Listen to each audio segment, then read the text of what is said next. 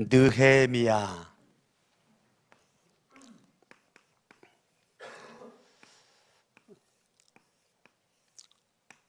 여러분들이 알고 있는 느헤미야가 어떤 사람이죠?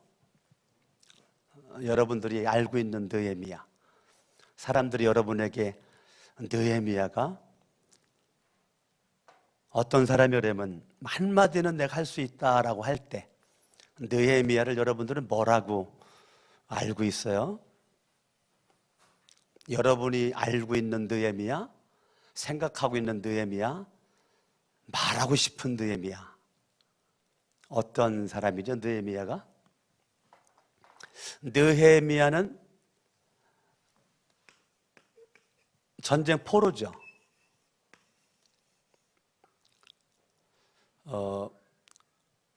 전쟁 포로로 부모님이 끌려갔거든요. 그래서 이방 나라에서 태어난 사람이에요, 느헤미야는. 그러니까 전쟁 포로로 이방 나라에 끌려가서 그곳에서 느헤미야 부모가 이방 나라에서 임신이 돼가지고 이방 나라에서 태어난 사람이죠. 이런 사람이 느헤미야인데, 느헤미야가 태어날 때 부모가 하나님을 향한 절대적 믿음이 있었던 것 같아요, 느헤미야 부모가. 그래서 아들을 낳고 느헤미야라고 이름을 진 거죠, 부모가. 느헤미야의 이름의 뜻은 하나님은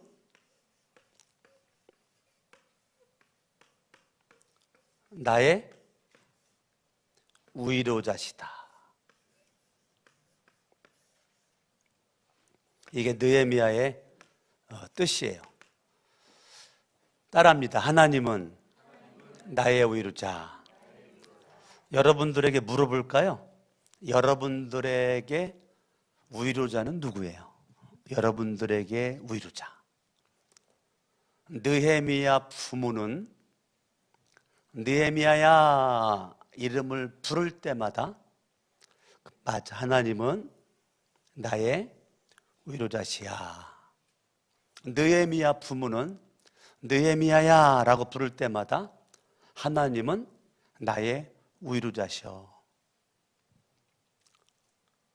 이름을 느헤미야라고 쳐놓고 느헤미야 부모는 자기 아들을 부를 때마다 포로로 끌려온 이방 나라에서의 그들의 삶이 의지할 것 없고 고통스럽고 미래가 불확실하고 힘든 가운데 진정한 나의 위로자는 누구냐? 전쟁 포로 가운데 나라를 빼앗기고 나라를 잃어버리고 고통 가운데 있었을 때에 그들은 하나님을 기억을 하고 절대 하나님을 향한 믿음이죠. 하나님을 향한 믿음. 하나님을 향한 절대 믿음을 가지고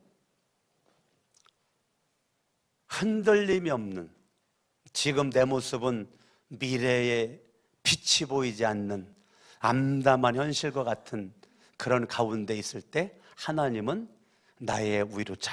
하나님은 나의 위로자. 뭐 간단하죠. 부모님이 느헤미야를 믿음으로 길렀죠. 뭐 불신앙자로 길렀겠어요? 믿음에 있는 사람으로 길렀겠죠. 그래서 이 느헤미야에게도 하나님 이야기를 부모로부터 많이 들으면서 자라났죠. 그때 제가 볼 때는 느헤미야가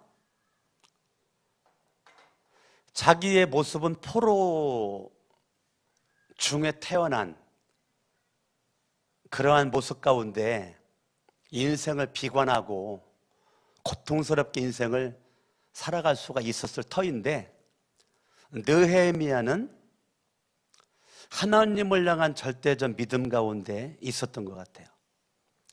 여러분들이 지금까지 내가 힘들고 어려울 때 진짜 하나님이 나의 우유자가 됐나요?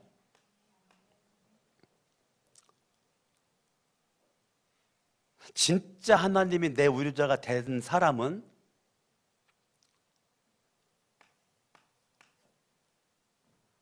정말로 우유자가 하나님인 사람은요, 여러분들의 삶의 방식이 달라집니다. 어떻게 달라지냐? 내가 위로할 사람을 찾아서 반드시 위로합니다.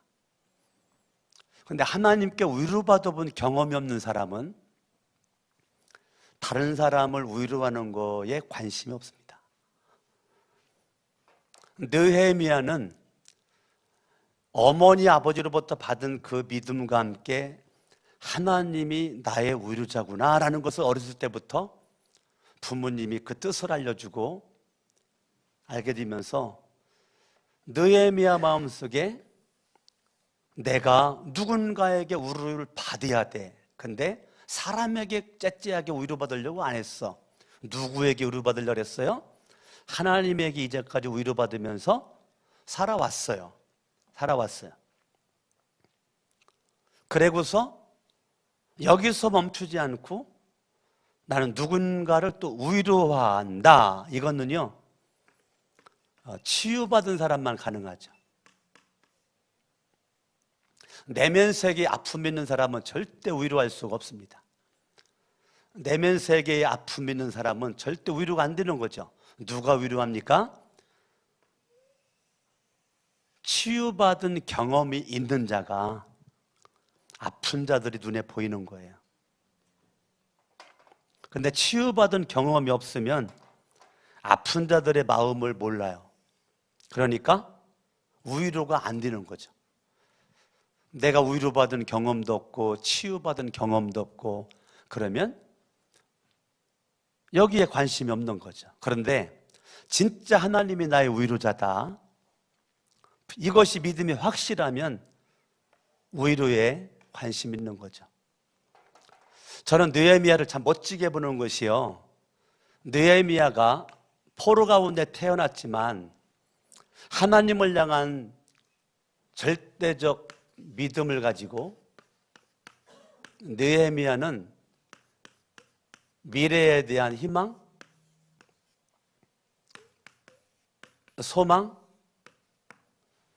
자기 인생에 대한 기대, 이것이 넘쳤던 사람이라고 제가 보는 것이, 왜 그렇게 보느냐면 1절에 보니까 느헤미야가 수산궁에 있었다는 거죠. 느헤미야가 수산궁에 있었다는 거예요. 궁궐에 있었다는 거예요. 궁궐. 믿음을 가진 이 느헤미야, 이방 사람인 느헤미야가 수산궁에 있었다는 거예요. 11절에 보니까 11절 마지막에 그때에 내가 왕의 뭐가 되었어요?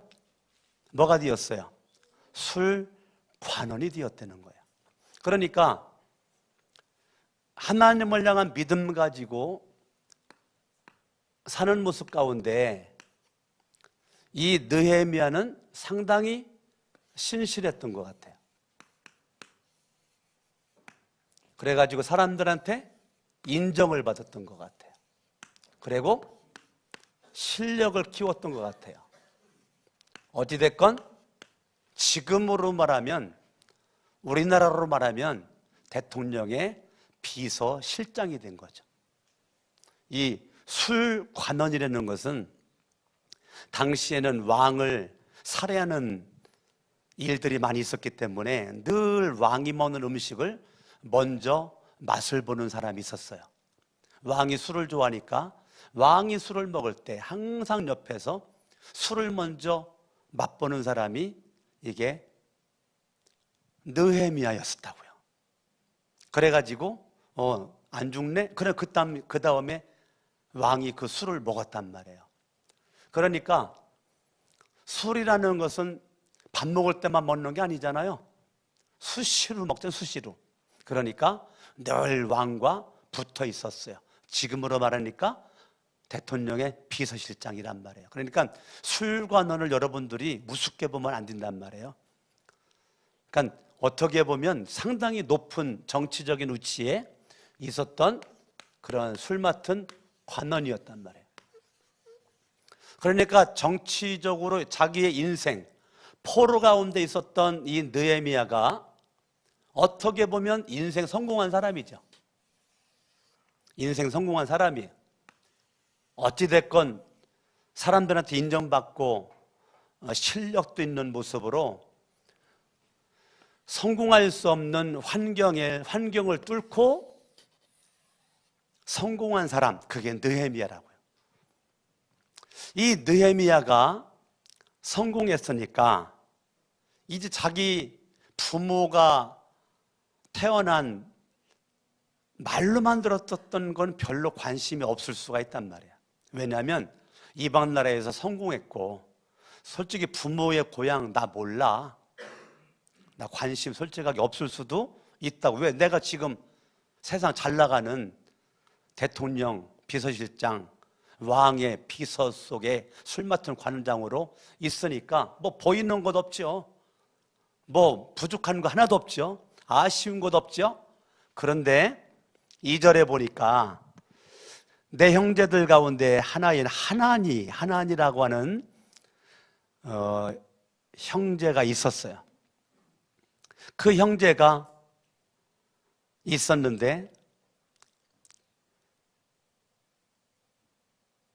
유다와 예루살렘 거기에 형편을 잘 알고 있을 때 느헤미야가 형편을 물었대는 거예요. 느헤미야가 형편을 물었대는 거예요. 그러니까 느헤미야는 유다나 예루살렘 한 번도 가본 적이 없는 사람이란 말이에요. 그런데 형편을 물었다는 거죠. 형편. 이게 느헤미야의 아주 위대한 마음이에요. 느헤미야의 위대한 마음은 자기와 무관한 것 같은데 자기 부모님의 고향은 나의 고향이고 여기는 이방 나라 하나님이 세운 민족, 이거에 대한 거룩한 부담감이 있었다는 거죠. 거룩한 부담감. 대부분이 무관심할 수 있는 가운데 거룩한 부담감을 가지고 형편을 물어봤다는 거예요. 물어봤다는 거예요. 이게 느헤미야가 어떻게 보면 성공할 수 있었던 그의 기본적인 마음가짐이죠. 그의 기본적인 마음가짐이 깊고 넓고 높은 거죠. 얕지 않고 깊었고 높았고 넓었던 거죠. 그러니까 하나님가 뭐라고 했느냐면 3절에 큰 환난을 당해서 능욕을 받고 성은 허물어지고 성문들은 불탔습니다. 형편을 말하는 거예요. 형편을 말하니까 4절에 느헤미야가 들었어요. 그걸 듣고 느헤미야가 울기를 시작하는 거예요. 거기서 끝나지 않고 하늘의 하나님 앞에 금식하면서 느헤미야가 기도를 하는 거예요. 느헤미야가 형편을 들어요. 대부분은요 그냥 형식으로 물어볼 수도 있죠. 형식으로 물어볼 수도 있죠. 그런데 형편을 들어요. 그러면서 아픔을 같이 느끼는 거예요. 울어요. 그들의 눈물에 느헤미야가 동참을 해요. 그러고서 하나님은 나의 위로자가 되었기 때문에 하나님을 기억을 해. 어려움을 듣고 우로, 대부분 이제 우는 거로 끝날 수 있어요. 그런데 느헤미야는 영적인 사람이니까 인간적으로 듣고 우르는 거로 끝나지 않고 하나님을 기억을 하고 하나님 앞에 금식하면서 기도를 하고 있는 거죠. 이게 느헤미야의 멋진 모습인 거죠. 사람이 완벽할 수가 없는데요, 완벽합니다. 느헤미야라는 인물은 참 완벽한 인물입니다. 너무 멋진 사람이에요. 정말 성공할 수 없는 가운데 성공한 사람이고요, 어떻게 보면 믿음 없는 모습 가운데 정말 살 수 있는 그러한 느헤미야지만 믿음을 가지고 이렇게 기도하고 있는 거죠. 5절 읽어봐요. 시작. 이르되 하늘의 하나님 여호와 크고 두려우신 하나님이여 주를 사랑하고 주의 계명을 지키는 자에게 언약을 지키시며 긍휼을 베푸시는 주여 그랬거든요. 그러니까 느헤미야는 부모로부터 받은 신앙교육 가운데 그의 마음속에는 뭐가 있었느냐면 언약이 있었다고요. 언약. 뭐가 있었다고요? 예, 언약이 있었다고요. 하나님의 말씀이 있었다고요. 느헤미야는 그냥 금식 기도만 하지 않았어요. 그냥 금식 기도만 하지 않고 느헤미야는 하나님의 언약을 믿었다고요. 주를 사랑하고 주의 계명을 지키는 자에게 언약을 지키시고 긍휼을 베푸시는 주, 이거를 믿었어요, 느헤미야가. 그리고 6절 읽습니다. 시작. 이제 종이 주의 종들인 이스라엘 자손을 위하여 주야로 기도하며 우리 이스라엘 자손이 주께 범죄한 죄들을 자복하오니 주는 귀를 기울이시며 눈을 여시사 종의 기도를 들으시옵소서. 나와 내 아버지의 집이 범죄하여 주를 향하여 크게 악을 행하여 주께서 주의 종 모세에게 명령하신 계명과 율례와 규례를 지키지 아니하였나이다. 이 느헤미야의 멋진 모습은요, 자기가 언약을 범해서 이방 나라의 포로가 된 거 아니잖아요. 자기 조상이 그렇게 한 거지. 그런데 느헤미야는 자기가 회개합니다. 왜 조상들은, 왜 부모 세대는 왜 하나님 말씀을 안 지켜서 이렇게 어려움 속을 당하느냐고 막 조상 탓하고 선진들 막 원망하고 불평할 수 있었는데요, 느헤미야가 멋진 것은요, 자기가 회개합니다. 자기는 회개할 게 없는 사람이거든요.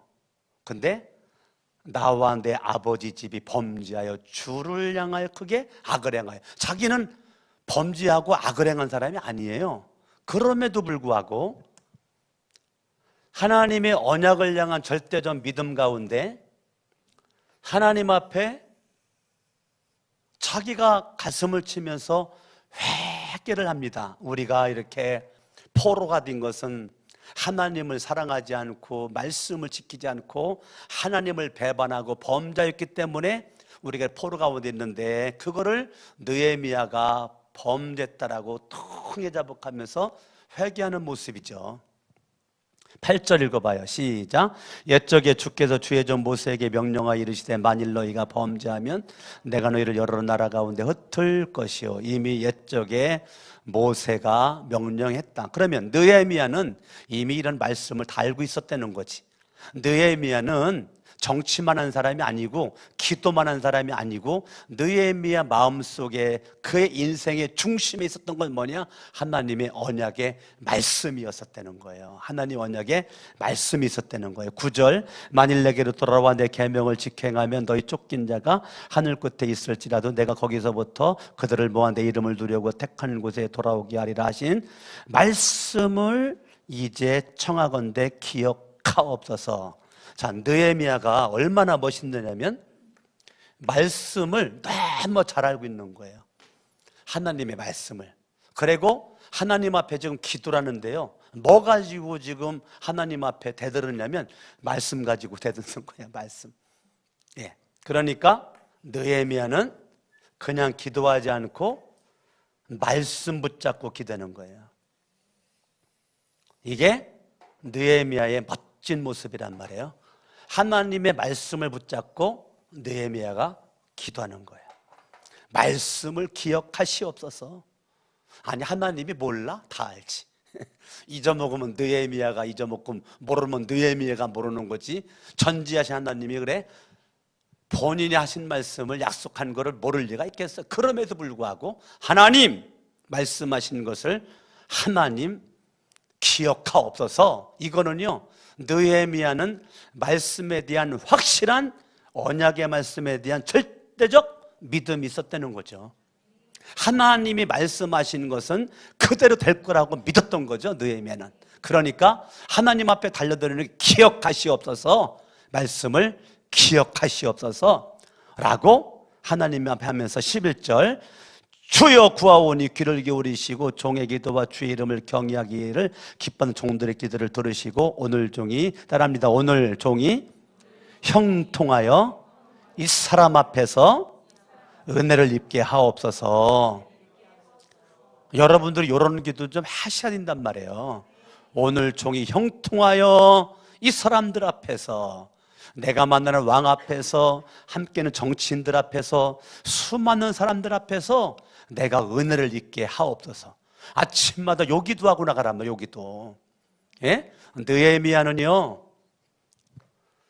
느헤미야는 정말로 뭐 하는 사람이냐? 기도하는 사람이에요. 예? 1장에요. 느헤미야의 분위기가 뭡니까? 기도하는 사람의 분위기잖아요. 느헤미야는 사실은 기도 안 해도 돼요. 왜? 이미 성공했으니까. 이미 성공했으니까 기도 안 해도 돼. 근데 그 기도의 내용이 자기를 위한 기도가 아니란 말이에요. 느헤미야는 자기 부모, 유다, 예루살렘, 이 민족을 향한, 나라를 향한 기도란 말이에요. 우리가 3.1절 지났는데 여러분들이 나라를 위해서 얼마나 기도를 하는지 모르겠지만 진짜 기도를 느헤미야 같이 해야 된단 말이에요. 느헤미야처럼 대통령 손가락질만 하지 말고 대통령 위해서 기도해 주시고 국회의원들 위해서 여러분들이 기도하시고, 어찌됐건 여러분들이 세운 국회의원들이고 대통령이니까 손가락질 할 그 시간에 그냥 기도 한마디를 더하는 것이 우리가 해야 될 일 아닌가. 아멘. 아멘. 여러분들이 김정은 북한 위해서도 기도하시고, 남북한 관계, 일본과의 관계, 러시아와의 관계, 중국과의 관계, 미국과의 이 모든 국내외 정세를 위해서 우리는 뭐 해야 될까? 느헤미야처럼 기도해야 되지 않겠는가? 할렐루야. 우리가 3.1절 지나갔는데요, 우리는 하나님께 위로받으시고 하나님이 보호하사 우리나라 만세. 할렐루야. 여러분들이 하나님을 향한 절대적 믿음 가지고 살아갈 수 있기를 예수 이름으로 축원합니다. 양손 번쩍 들고 말씀 붙잡고, 주님, 내가 현대판 느헤미야가 되게 하여 주시옵소서. 현대판 느헤미야가 내가 되게 하옵소서. 합심으로 기도합니다. 할렐루야. 살아계신 아버지 하나님,